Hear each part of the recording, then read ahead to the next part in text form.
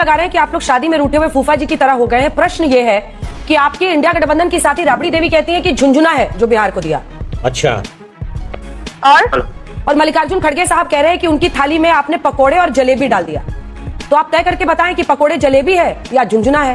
तेरा तो गेम बजाना पड़ेगा। दूसरी तरफ आप लोग कहते हैं, राहुल जी ने भी ट्वीट किया कि कट पेस्ट बजट है, हमारे घोषणा पत्र से सब उठा लिया। तो क्या आपके घोषणा पत्र में गलत चीजें थी जो इन्होंने उठाकर कट पेस्ट कर दिया? दोनों पर आपका जवाब। रुक, तेरे को बताते तेरी माँ की। अभी मजा आएगा ना भिड़ो। चलिए शुरू करते हैं।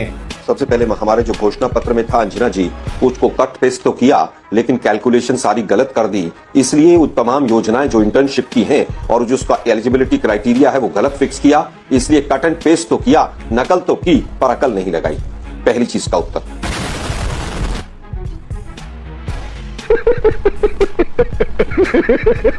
अब दूसरे पे आता हूं, किसके मुंह फूले हुए।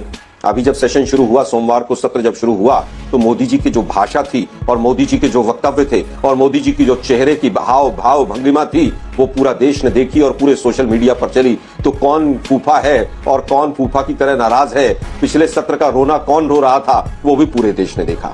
समझ रहे हो? समझ रहे हो आप? समझ रहे हो? इतना छोटा पहले कभी नहीं हुआ होगा। साले तू। अब बात आती है डर और भय का जो चुनाव हमने लड़ा। अरे भाई, डर और भय का चुनाव तो मोदी जी ने लड़वाया पूरे देश को और हमेशा से लड़वाते हैं। हिंदू मुसलमान करके और आपकी भैंस खोल ले जाएंगे और यहां तक के हिंदुओं के मंगलसूत्र चोरी हो जाएंगे। अरे भाई, इतना अभद्र डर जो है, डर में भी अभद्रता थी, वो मोदी जी ने डर दिया। हमने कोई डर और भय की बात नहीं की। माननीय राहुल गांधी जी ने तो पहले दिन ही कहा कि शिव जी की मूर्ति है और डरना नहीं है और डराना नहीं है। यही शिव और भगवान और तमाम जो धर्म है उनकी शिक्षा है।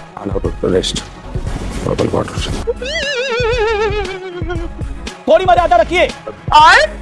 और नया राज्य जो बना है, ये नया राज्य आज ही बनाओगे? ये 10 साल से तो नया राज्य था ही नहीं सुधांशु भाई। ये तो आज ही नया राज्य बना है आंध्र प्रदेश।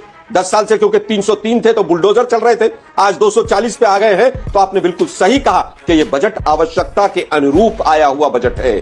आवश्यकता है कुर्सी को बचाने की, आवश्यकता है सरकार को बचाने की। आपके मुंह से बिल्कुल भगवान ने सत्य निकलवाया है कि यह आवश्यकता के अनुरूप ही बजट आया है।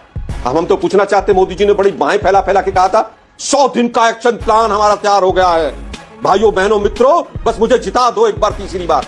वो 100 दिन का एक्शन प्लान इस शब्द में कहीं बजट में कहीं दिखाई दिया? आप तो सांसद हैं। कोई 100 दिन का एक्शन प्लान, कोई 100 दिन का एजेंडा, कोई 100 दिन की प्लानिंग, कोई 100 दिन का एग्जीक्यूशन।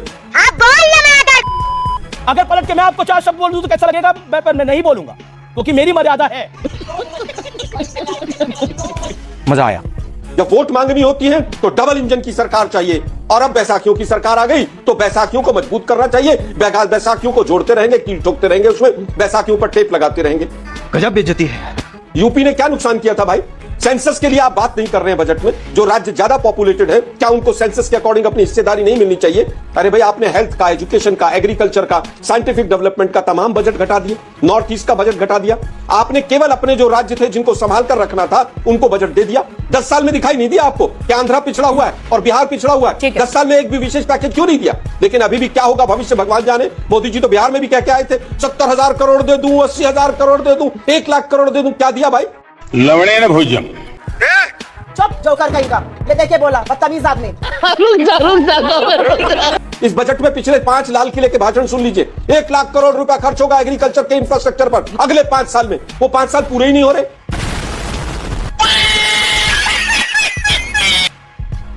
एक अंतिम बात कहना चाहूंगा अंजना, जल्दी बोलिए। जो महाराष्ट्र की पोर्ट की बात कही, पोर्ट को इसलिए पैसा दिया कि सारे के सारे पोर्ट किसके पास जा रहे हैं?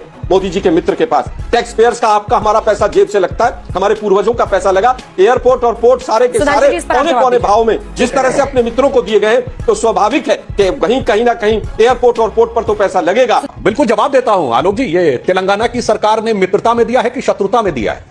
छत्तीसगढ़ की सरकार ने उनको सबसे बड़ा माइंस का प्रोजेक्ट 16,000 करोड़ रुपए का मित्रता में दिया था कि शत्रुता में दिया था? राजस्थान की सरकार ने 60,000 करोड़ रुपए का पावर का प्रोजेक्ट और सैकड़ों एकड़ जमीन मित्रता में दी थी या शत्रुता में दी थी? देख तू, अब तू गया बेटा, अब तू गया। देख तेरी औकात मैं दिखाता हूं तुझे। देख अब आती है इन्वेस्टमेंट और अपने एसेट्स को बेचने में फर्क समझिए सुधांशु जी। कोई राज्य अगर कहता है कि अडानी, अंबानी या कोई भी बिजनेसमैन मेरे यहां पर राज्य में आकर इन्वेस्टमेंट करे, एक तो इन्वेस्टमेंट होती है